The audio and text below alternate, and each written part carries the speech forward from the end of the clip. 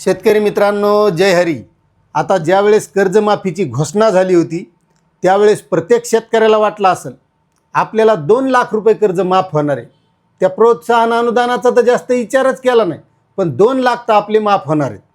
मग ज्यांनी 2019ला घेतलं, 2020ला घेतलं, 21ला घेतलं, 22ला घेतलं, अशा शेतकऱ्यांना तर 100% वाटलं। मात्र एक महत्त्वाचा यामध्ये असा झटका दिलेला आहे मोठा, आणि हा सर्वात मोठा झटका एक लक्षात घ्या। कोणत्या शेतकऱ्यासाठी?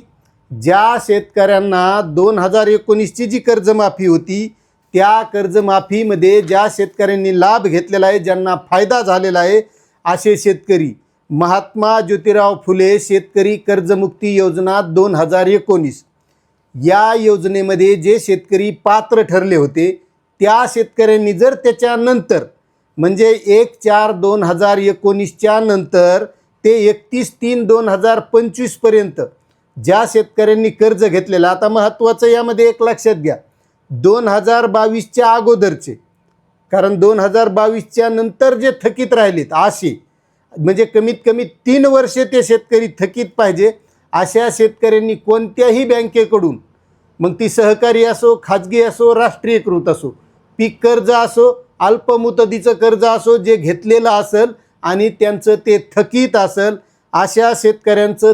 30/9/2025 पर्यंत थकीत आहे असे शेतकरी, आणि त्यामध्ये 31/3/2026 पर्यंत त्यांनी न परतफेड केलेली पाहिजे।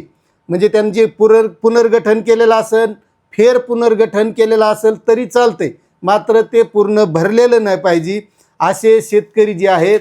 तर त्या शेतकऱ्यांना मित्रांनो, ही जी काही 2026ची पुण्यश्लोक अहिल्यादेवी होळकर कर्जमुक्ती योजना आहे, या कर्जमुक्ती योजनेमध्ये त्या शेतकऱ्यांनी कितीही कर्ज घेतलेला असेल तर त्यांना फक्त त्यांचं जे काही व्याज आणि मुद्दल मिळून 50,000 पर्यंतच फक्त लाभ मिळणार आहे, असा हा महत्त्वाचा निर्णय या सरकारने घेतलेला आहे।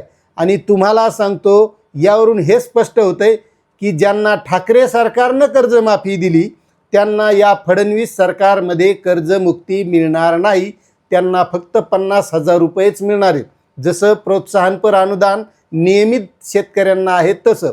आणि यामध्ये महत्त्वाची गोष्ट जो झटका आहे का, तर या 2019च्या कर्जमुक्तीमध्ये म्हणजे जास्तीत जास्त शेतकरी होते, 32,37,000 शेतकरी त्या कर्जमुक्ती योजनेमध्ये पात्र होते, म्हणून त्या शेतकऱ्यांना हे 50,000 रुपये फक्त दिल्या जाणार आहेत, असा हा महत्त्वाचा निर्णय या सरकारनं घेतलेला आहे। आता यावर तुम्ही 2019च्या कर्जमुक्ती योजनेमध्ये पात्र होते का हे नक्कीच कमेंट करा, म्हणजे तुम्हाला 50,000 रुपये मिळणार आहेत। आता तुम्हाला ही कर्जमाफी कशी वाटली छानशा शब्दामध्ये कमेंट करून सांगा, आणि आपली माहिती आवडत असेल, चॅनलवर नवीन असाल तर चॅनलला सुद्धा सबस्क्राईब करा। बाकी जय जवान जय किसान।